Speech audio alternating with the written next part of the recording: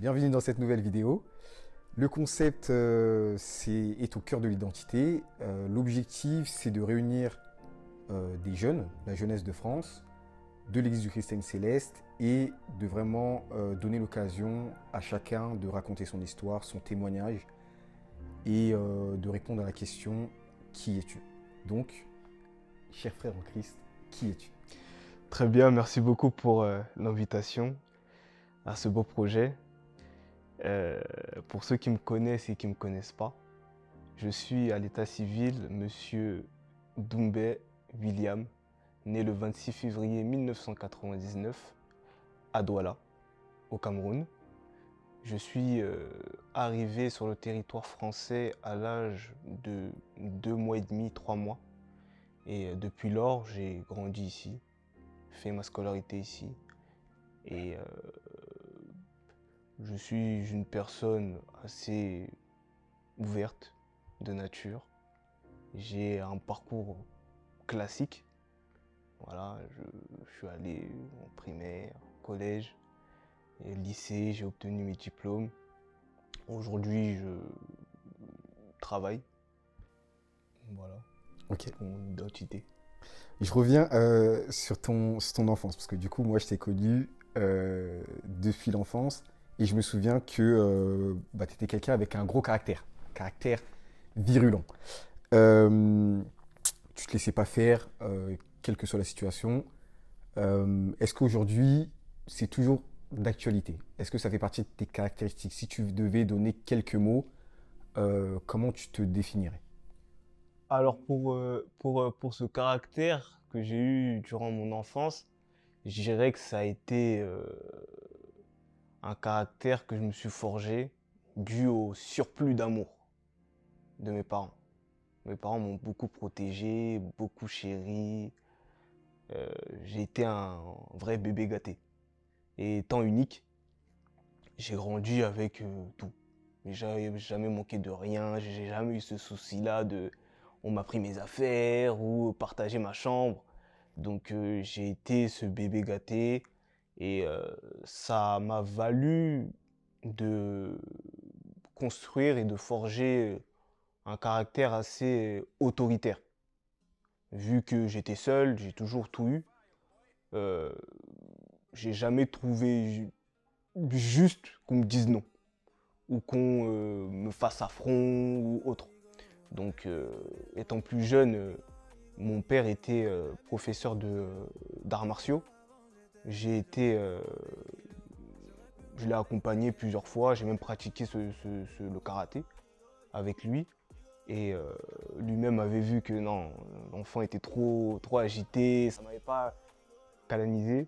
Donc du coup, il a décidé d'arrêter.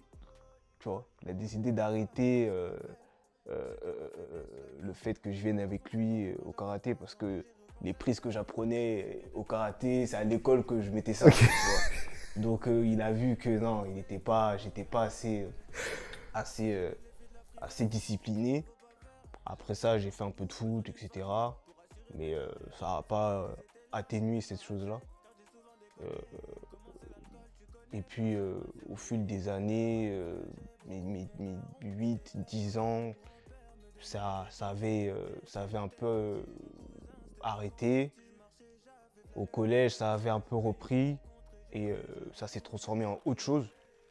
Parce qu'après, là, c'était plus juste agité au niveau avec les amis ou autre, ou avec les camarades, ça devenait même avec les profs. Donc j'ai eu une scolarité à dents de scie, un peu. J'ai eu à avoir plusieurs conseils de discipline, fait plusieurs collèges. Et ça m'a valu un peu cette dureté-là de mes parents qui, au final, m'a poussé à un moment donné arrêter ce caractère très impulsif, très coléreux, très, voilà, un peu je m'en foutiste. À ce moment-là, qu'est-ce que ça disait toi? C'est juste que c'est ton caractère comme ça, tu t'en foutais, ou tu considères avoir eu une énergie en toi, fallait l'extérioriser? Non, je pense que c'est un peu de tout. Je pense que c'est ce surplus Ok, d'amour, ok, comme je disais, qui faisait que, bon, en gros, si mes parents m'aimaient, tout le monde m'aimait, quoi. Donc j'avais beau casser même des verres ou une ok, voiture, c'est pas grave, c'est William, ok, tu d'accord. vois. Donc, non, c'était pas du tout ça. Je sais que beaucoup de personnes étaient même réticents par rapport à moi, que ce soit en dehors de l'école, même dans la communauté dans laquelle j'ai grandi, dans la ville dans laquelle j'ai grandi. Euh, c'est vrai que bon, ouais, William, il est pas méchant, mais un peu, voilà, mauvais camarade. Ok, d'accord. Mauvais camarade. Il y a quand même eu un élément, en tout cas, qui a permis de te canaliser, ou du moins qui t'a permis d'investir ton énergie dans quelque chose de noble, qui sert à tous, en tout cas qui rentre dans un projet commun, c'est la batterie. Quand est-ce que tu as commencé? Est-ce que tu peux nous parler un peu de ton rapport à cet instrument? Alors cet instrument, je l'ai découvert à l'église. À l'église, euh, je dirais vers l'âge de 5 6 ans, si j'ai bonne mémoire. 5 6 ans, j'ai tout de suite eu ce rythme-là. J'ai toujours eu entre guillemets, ouais, le rythme dans la peau, comme on dit. Donc le jour où j'ai pris des baguettes à l'église, j'ai un peu frappé sur la caisse claire, on a tout de suite, voilà, oh, il a le rythme, hein, le petit, voilà, on a très vite été interrogé sur d'où lui vient ce truc-là. Parce que dans ma famille, il y a pas de musicien, il n'y a pas de chanteur, il n'y a pas de... Voilà, je sais que voilà, dans ma famille, on écoute beaucoup de musique, mais voilà, il n'y a pas de musicien. Donc, au fil du temps, on a très vite été autour de moi, très tôt, pour pouvoir me faire grandir dans cette culture-là, la culture de la musique. Et au fil du temps, j'ai été, sans la vantardise, un enfant limite surdoué à l'église. Ok. Ça veut dire que tout le monde avait les yeux sur moi, tout le monde était admiratif, épanoui, joyeux quand il me voyait jouer, etc. Et au fil des âges, 14, 15 ans, j'ai même eu des témoignages où certaines personnes étaient même tristes et tout, mais quand ils me voyaient jouer, ou quand ils entendaient voilà, le son de la batterie, ils étaient limite voilà, Tu considères, réjouis. tu considères que c'est un don? Oui, très clairement, dû au témoignage de certaines personnes, hein. Moi, au début, c'était, voilà, je joue. J'ai jamais eu ce truc-là où je me disais, ah, c'est un don de Dieu et tout. J'ai juste dit, bon, j'ai le truc, je joue. Voilà, donc je pense que au vu des témoignages, des retours que j'ai pu avoir, j'ai compris au fil du temps que c'était un réel don.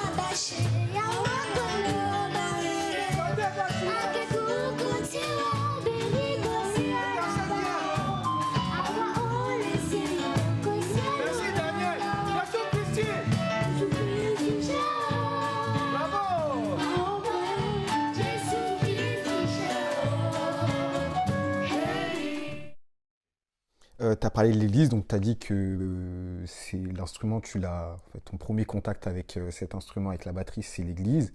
Est-ce que tu peux nous parler un peu de ta conception de cette église, de l'église du Christianisme Céleste? Alors, l'église du Christianisme Céleste a pour messager le prophète Samuel Bidéo Joseph Oshofa, qui, en 1947, par l'appel divin de Jésus-Christ, a reçu l'ordre, la mission de d'évangéliser aux quatre coins de la terre. Et il a commencé chez lui, au pays de Béhanzin, au Bénin, là où la colonisation faisait son apparition. Il a été plusieurs fois éprouvé par son ministère et par les personnes, les communautés religieuses même qui étaient autour de lui. Et aujourd'hui, par la grâce de Dieu, on a la grâce d'avoir connu cette église grâce à nos parents qui y sont entrés ici, pour ma part en tout cas en France, ici, qui ont connu l'église en France, qui a maintenant plus de 40 ans ici en France. Ok, donc tu es né dans cette église. J'ai grandi dans cette église, je ne suis pas né comme on le dit dans l'église, sorti d'enfant, etc. Mais j'ai grandi dans cette église. Qui sera le frère Samuel, fera une prière de bénédiction et de miséricorde de Dieu. Amen. Jéhovah, Saint, Jésus-Christ, Saint, Saint-Michel, Saint, ô Dieu Tout-Puissant, Seigneur, que ton Saint-Nom soit béni, Amen. Que ton Saint-Nom soit chanté de génération en génération, Amen. Ô Dieu Tout-Puissant, voici tes enfants qui ont prié pour toi. Amen. La première personne t'a demandé la force. Donne la force dans la paroisse Nouvelle Vision Lily. La deuxième personne t'a demandé le combat. Combattre pour la paroisse Nouvelle Vision Lily. Et moi, la troisième personne, je te demande la bénédiction. Amen. Bénis la chorale. Amen. Bénis le chargé. Amen. Bénis les mamans et les papas. Amen. Bénis la fédération des enfants. Amen. Au nom et à l'amour de notre Seigneur Jésus-Christ. Amen. Amen. Tu as passé beaucoup de temps Toute ma vie jusqu'à aujourd'hui. Tes parents étaient... Mes parents, mes tantes, voilà, mes oncles pour certains, puis après sont partis dans diverses congrégations, mais sinon, là où ils ont connu Jésus-Christ, c'était à l'église du Christ céleste.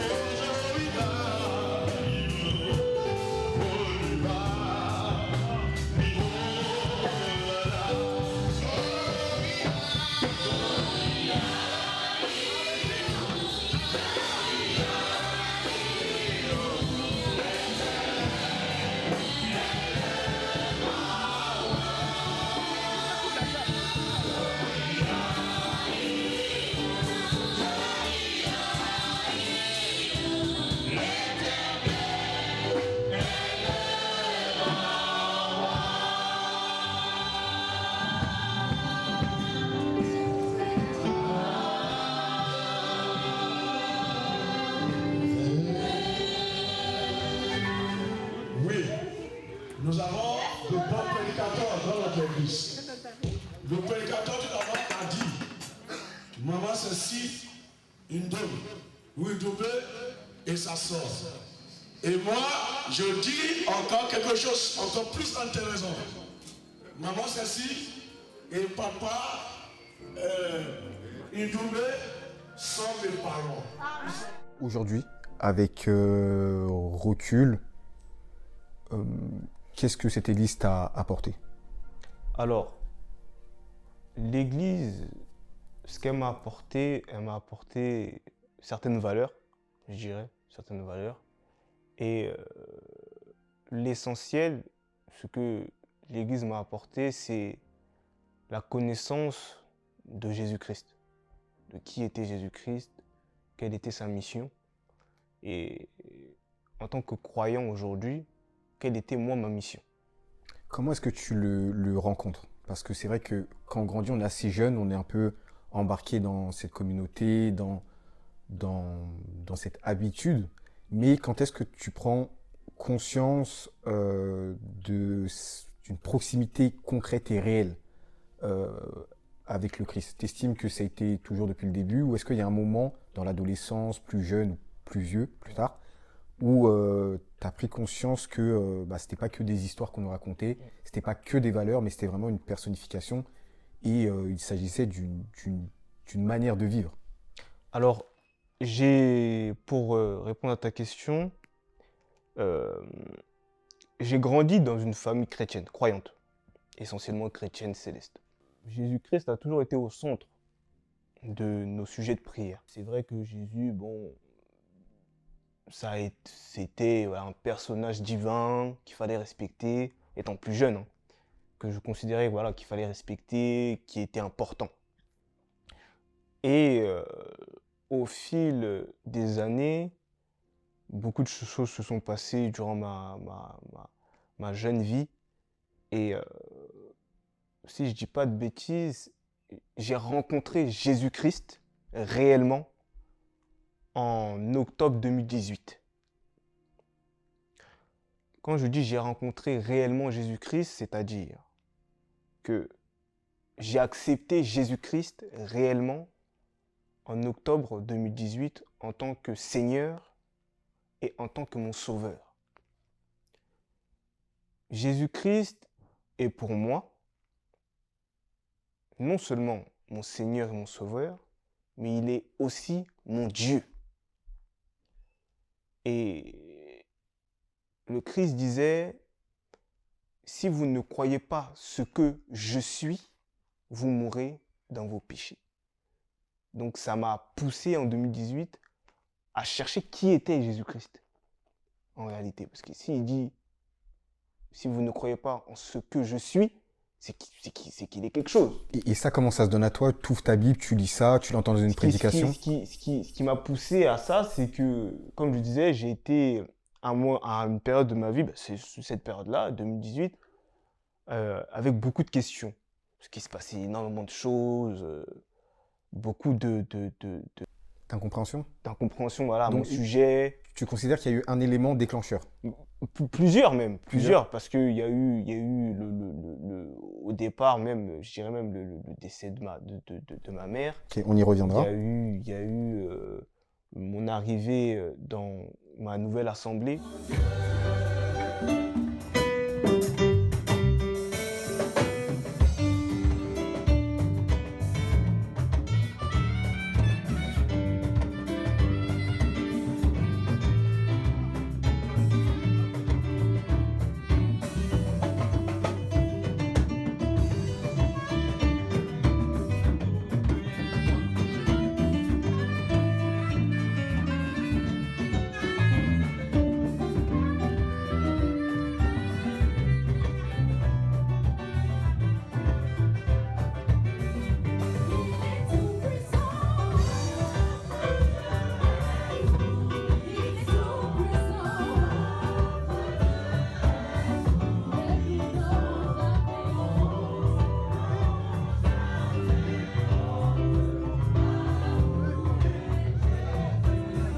Il y a eu certaines rencontres que j'ai pu faire, que ce soit amoureuses ou amicales ou autres, qui m'ont poussé à un moment donné à me dire, en réalité, oui, Jésus-Christ, c'est qui? C'est quoi? C'est qui il est? Qu'est-ce qu'il m'apporte? Qu'est-ce qu'il m'apporte pas? C'est quoi? Ok, donc une multitude d'événements qui te d'événements. ramenaient à cette même question, Voilà. qui est Dieu? Voilà, exactement. Donc, et depuis lors, j'ai fouillé dans différents livres tels que la Torah, qui est essentiellement pour nous l'Ancien Testament, l'Évangile, les écrits de Paul, et je suis même allé au-delà parce que je me posais vraiment beaucoup de questions et j'ai été poussé à lire même le Coran pour comprendre réellement, mais Jésus-Christ, c'est qui? Donc, ayant lu ces trois livres, qui sont les livres dits de la foi monothéiste, j'ai trouvé qui il était. Parce que Jésus dit qu'il est le chemin, la vérité et la vie. Or, le chemin est différent d'un chemin. La vérité est différente d'une vérité. Et la vie est différente d'une vie. Donc si Jésus-Christ est le chemin, c'est que tout autre chemin n'est qu'une déviation. Si Jésus-Christ est la vérité, c'est que toute autre parole n'est que mensonge. Si Jésus-Christ est la vie, c'est que tout type de véracité, de croyance n'est que mort. Donc, une fois que toi, ça se donne à toi comme ça, pour toi, c'est une évidence, Jésus-Christ est Dieu. C'est pas que c'est une évidence, c'est ce qu'il est. Ok. Non, mais est-ce que tu peux comprendre que ça ne l'est peut-être pas pour d'autres? Bien sûr, c'est que ce qu'il faut savoir, c'est que Jésus-Christ n'est pas venu pour que tout le monde sache qu'il est Dieu. La preuve. Dans le livre de Jean 1, il est dit que la parole a habité chez les siens. Donc Jésus-Christ est venu chez les Juifs. Et les Juifs ne l'ont point reçu. Pas ne l'ont pas. Mais ne l'ont point reçu. C'est-à-dire que cela ne leur était pas permis même de la recevoir. Et tout au long de ces 3 ans et demi de ministère, Jésus a toujours été un paria, a toujours été excusez-moi du terme, mais même un bâtard, selon les Juifs. A toujours été, il a même été taxé de Belzébul, de démon. Donc, cela n'est pas permis à tous. Accepter Jésus, c'est une grâce ou un choix? Non, accepter Jésus, c'est reconnaître qui il est. Et cela n'est que pure grâce. Parce que c'est par la foi c'est par la grâce que nous sommes sauvés. Par le moyen de la foi, selon les dires de Paul. Tu considères que toi, le fait d'avoir compris qui était Dieu, d'avoir accepté Jésus, c'est une grâce qui précédait ton esprit, ta conscience, ta rationalité? Pour moi, Jésus-Christ, comme il le dit, il a d'autres brebis qui ne sont pas dans la bergerie. Ou bien, du moins, qui ne sont pas de la bergerie. Ça veut dire qu'il y a la bergerie d'Israël et il y a aussi la bergerie des nations. Donc il faut qu'il rassemble tout ce beau monde. Or nous, aujourd'hui, c'est le temps pour les nations. Et je pense que Jésus-Christ m'a fait grâce de le découvrir et de savoir qui il est. Donc pour moi, ce n'est qu'une grâce et c'était écrit. Ce n'est qu'une prédestination des choses qui devaient être. Donc Jésus-Christ, lui, c'est une grâce d'aujourd'hui l'avoir accepté et de savoir qui il est. Okay.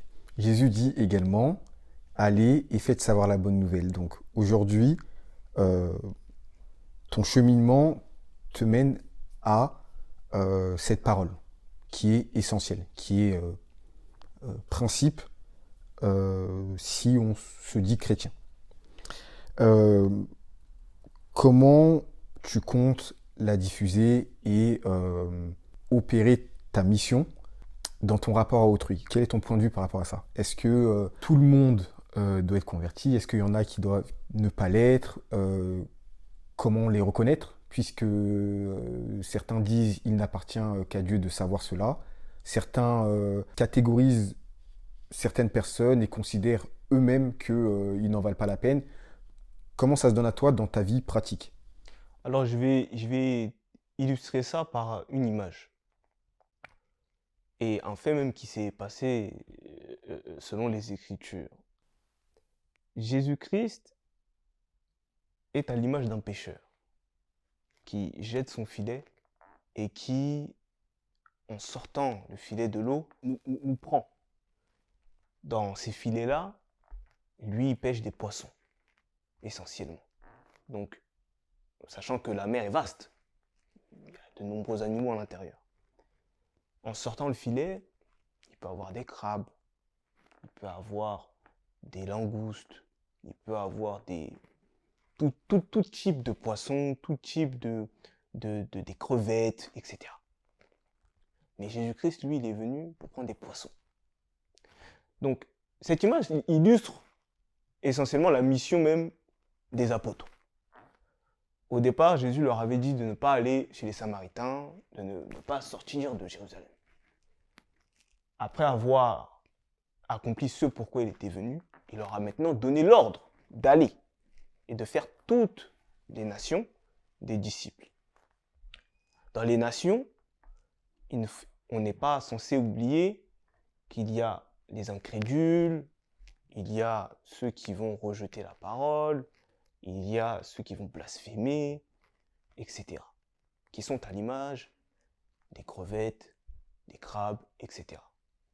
Qui ne sont pas nécessaires pour Jésus-Christ, qui va tout simplement les prendre et les remettre dans l'eau. Et l'eau, selon même les Écritures, la mer, je voulais dire, typifie même le monde. Donc, c'est à cette image-là que je nous renvoie pour faire comprendre que la parole de Dieu est annoncée à tous, doit être annoncée à tous. Parce que Jésus-Christ nous a donné cet ordre-là. C'était un ordre. Aller. Un verbe qui est déjà conjugué, c'est un impératif. Donc, c'était un impératif pour les apôtres d'aller par tout le monde entier et de faire des nations des disciples. Dans ce monde-là, il y a des personnes qui ne vont pas croire directement. Ils auront un temps d'ignorance, mais un jour, s'ils sont de Dieu, ils accepteront l'évangile. Or, l'évangile, la bonne nouvelle, est essentiellement la mort et la résurrection de Jésus-Christ. C'est ça qu'on appelle la bonne nouvelle. C'est ça qui est l'évangile. Donc, accepter Jésus-Christ, c'est accepter de se dépouiller de notre vieil homme et de prendre maintenant le nouveau manteau. Donc de mourir, laisser l'ancienne personne que nous étions et de prendre la vie éternelle, le nouvel homme, la nouvelle naissance pour pouvoir hériter du royaume des cieux. Et cela doit être partagé à tous. Parce que on ne sait pas qui est quoi ou qui est qui.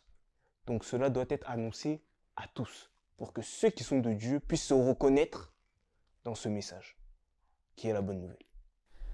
Qu'est-ce que l'amour? Alors l'amour, pour moi, selon le livre de 1 Jean 3 au verset 16, l'amour, c'est une personne qui s'est crucifiée pour moi. L'amour, c'est une personne qui s'est dépouillée de sa gloire et qui s'est rendue semblable à un serviteur pour se faire insulter, injurier, flageller, cracher dessus, etc.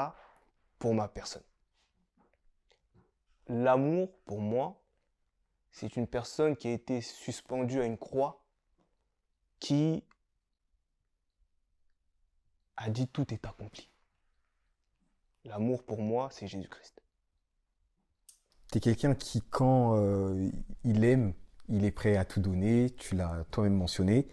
Donc l'histoire nous a montré que même malgré vents et marées, malgré les obstacles, tu es quelqu'un qui te bat, même contre, contre un grand nombre, en tout cas qui a montré qu'il était capable de se battre contre un grand nombre pour préserver, conserver ce que tu aimes. Ta mère. Probablement la personne que tu as aimé le plus. En tout cas, les parents. Première personne que tu as aimée. C'est quoi perdre un parent? Qu'est-ce qui se passe et comment on fait pour avancer? Pourquoi je pose cette question? Premièrement parce que ça fait partie de ton histoire, mais également parce que pour avoir été là, à ce moment, j'ai beaucoup d'amis qui ont perdu un parent, encore très récemment. Et souvent dans ces moments-là, j'ai pensé à toi parce que aujourd'hui, tu n'as pas perdu tes repères. J'aimerais que tu nous expliques, nous partages un peu comment ça s'est donné à toi, quelles ont été tes armes, dans quelles ressources tu as puisé dans probablement l'un des pires moments de ta vie pour tenir, aller de l'avant et rebondir. Sachant que, comme tu l'as précisé, excuse-moi, ça a contribué à cette connaissance essentielle que tu as aujourd'hui du Christ, donc de ce qu'est l'amour. Comment, à partir de la mort, on peut cheminer et arriver à cette grandeur de la vie, de l'amour, comme tu l'as si bien dit. Alors, perdre un parent, je pense que c'est une étape que on doit, euh, euh, on doit éprouver. On doit passer par là. Et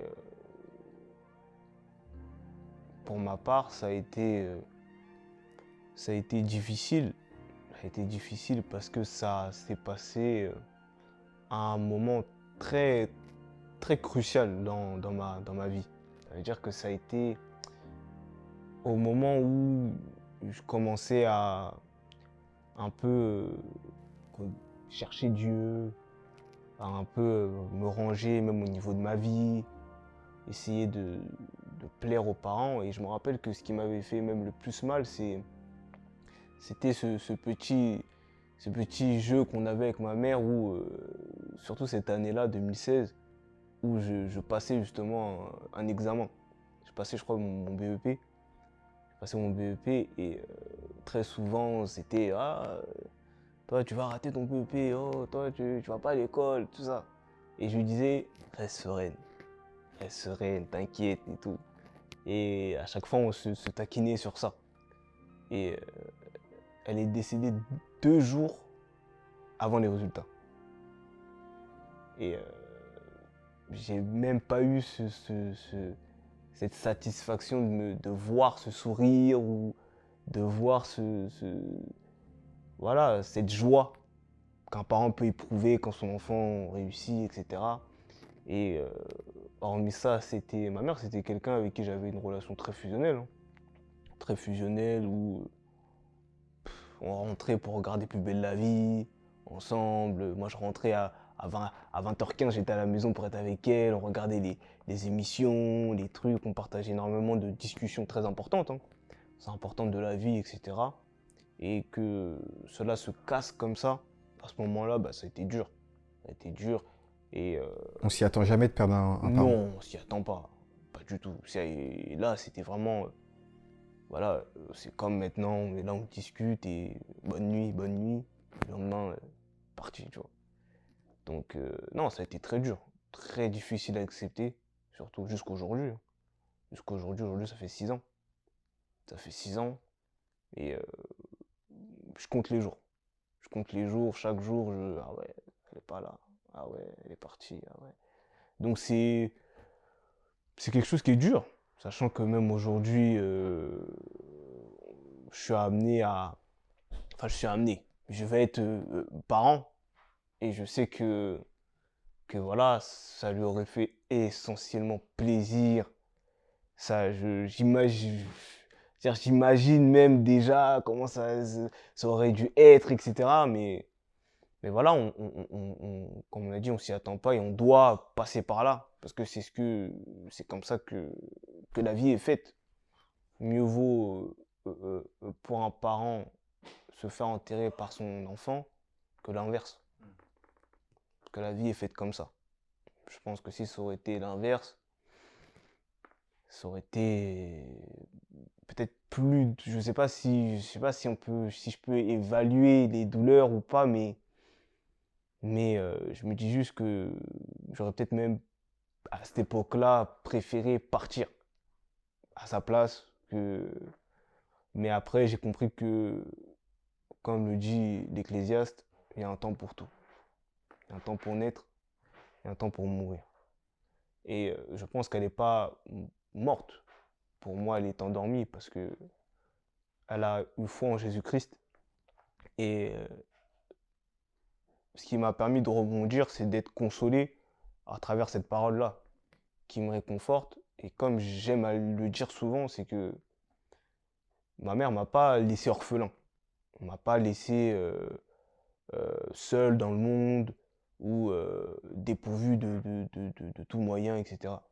Par elle-même, ses œuvres, elle a tellement manifesté l'amour envers les gens que ça m'a été bénéfique pour moi.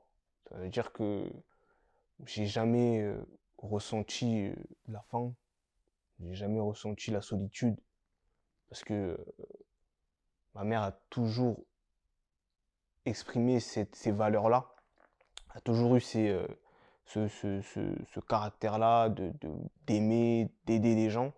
C'est ce qui a permis que ces mêmes personnes-là, ne pouvant pas lui rendre l'appareil de façon physique devant elle, peut-être l'ont fait de manière très, très, très spontanée, n'ont pas réfléchi et ont été toujours là pour moi jusqu'à aujourd'hui encore. Donc c'est ce qui m'a permis d'être consolé. Même si en tant qu'humain, forcément la chair manque.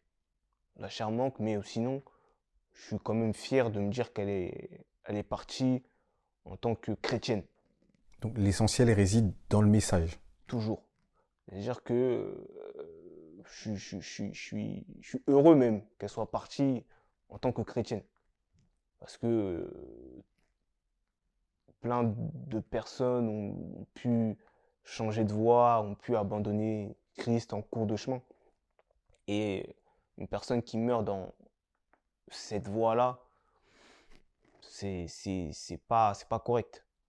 C'est pas correct, mais mourir en Christ, C'est vivre. c'est vivre éternellement, exactement.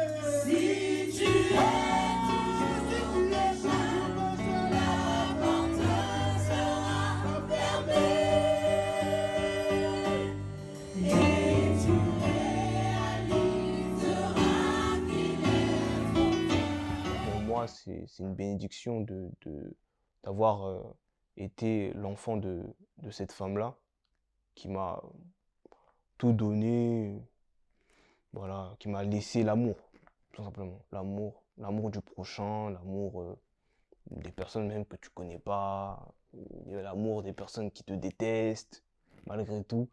Donc, donc voilà, et comme je disais, j'allais oublier, c'est que voilà, je dis souvent que ma mère m'a pas laissé orphelin, mais elle m'a laissé entre les mains de l'épouse du Christ, donc l'Église.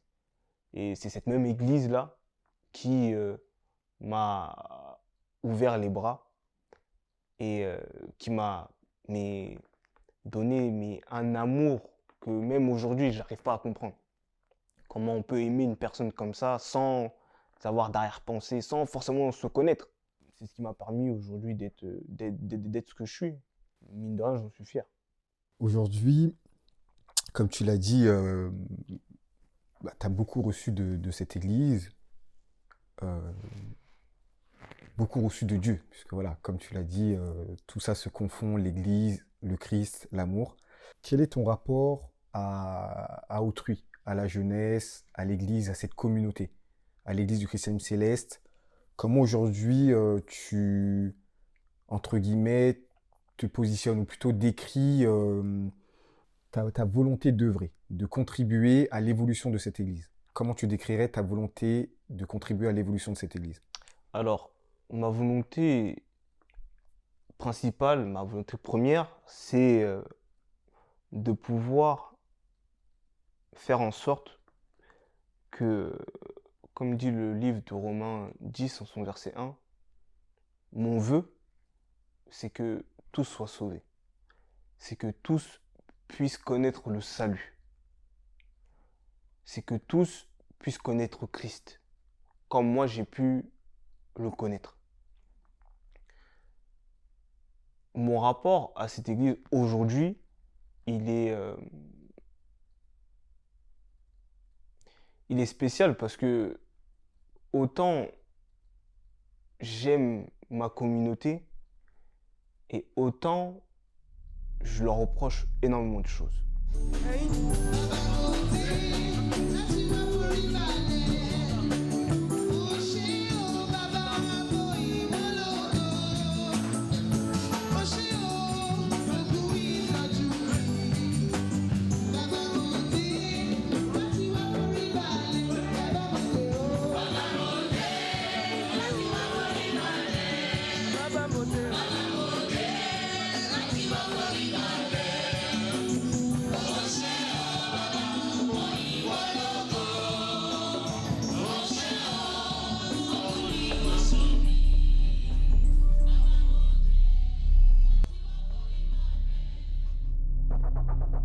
Il y a eu ce qu'on appelle un débat.